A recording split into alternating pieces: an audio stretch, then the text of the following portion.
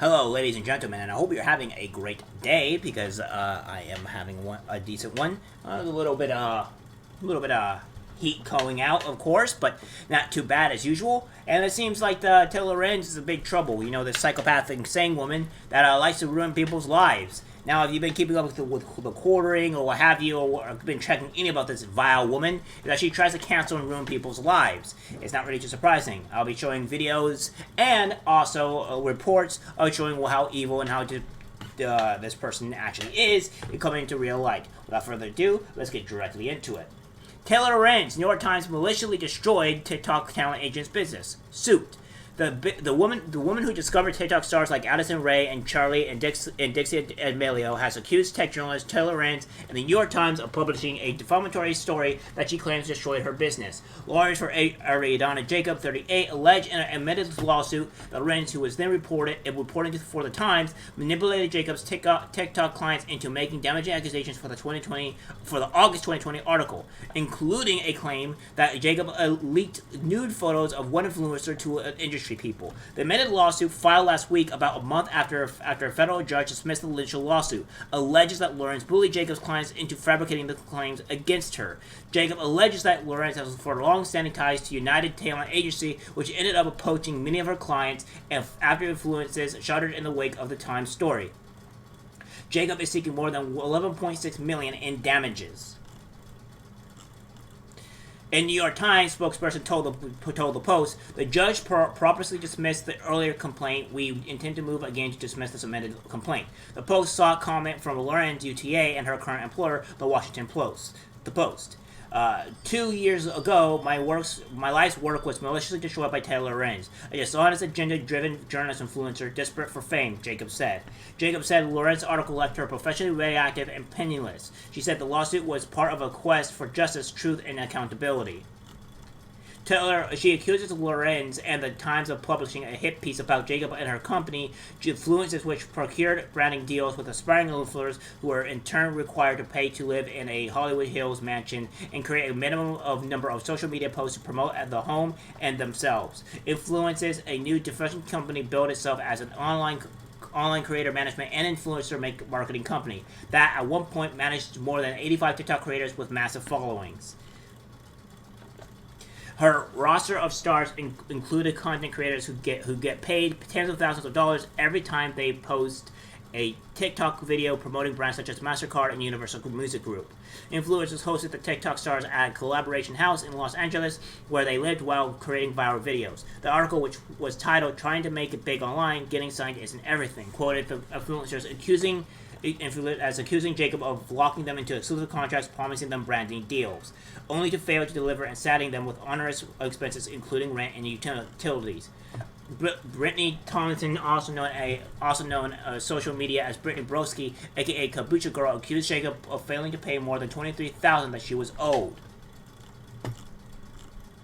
Jacob, who had denied the allegations to Lorenz and the Times, claims that the journalist falsely wrote in her story that Influence failed to secure its clients and brand deals that would be enough to pay the rent. Lorenz and the Times were accused of evicting a reckless disregard for the truth by failing to know that Jacob's clients amassed tens of millions of followers and has secured several endorsement deals.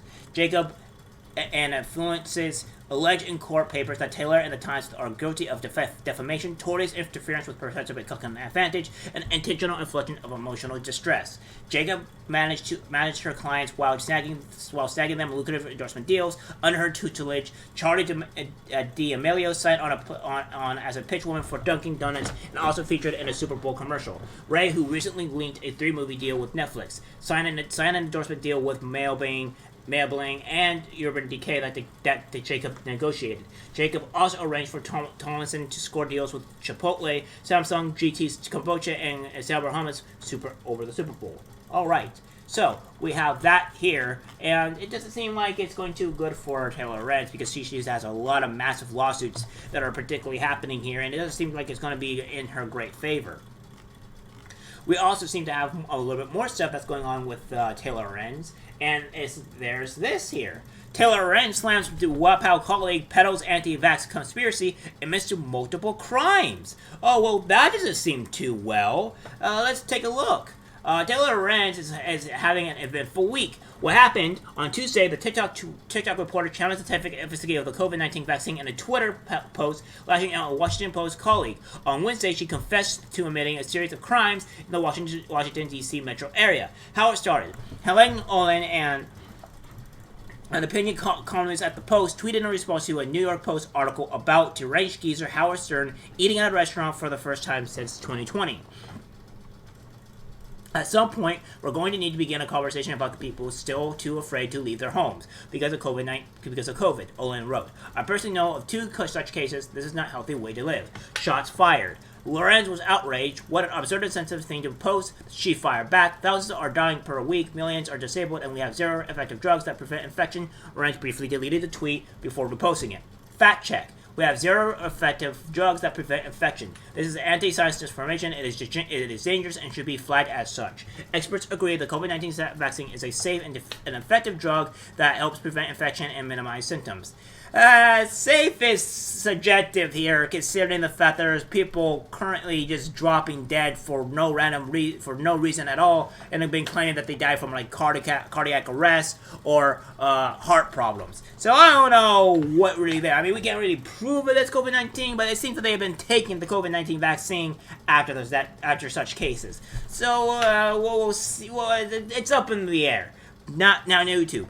I am just mainly making a statement. I am not saying the COVID-19 did this, alright? I am just saying that this is what has been going on out in the news, alright? I'm not saying COVID-19 is cause of deaths, alright? It's just, let's get out there, alright? Calm down. In response to a Twitter post about fare invaders on the D.C. Metro, Lorenz admitted that she never paid for a single ride while interning in the nation's capital years ago. This would have been well before 2018 when D.C. Council voted to decriminalize Metro fare evasion, which means that Lorenz committed multiple criminal acts punishable by up to 10 days in jail and a fine up to $300. Why didn't she get caught?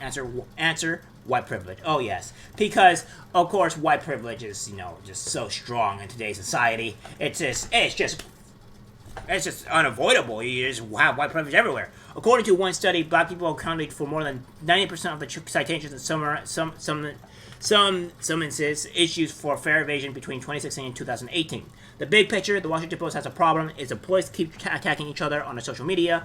Reporter Lorenz Solomez was fired in June after going on a multi-day tirade against the Post perpetrated by a colleague's retweet of a joke she didn't like. Well, it doesn't seem like Taylor Lorenz is really doing all that great. She looks really evil there by the looks of it too. Oh God, look at that face. God, that's just looks like evil. Anywho, it seems that we also have some more news on what the great lawsuit is, because it seems like this is taking place. Let's take a look at this clip. Thanks so much for coming on. So tell us what this suit alleges.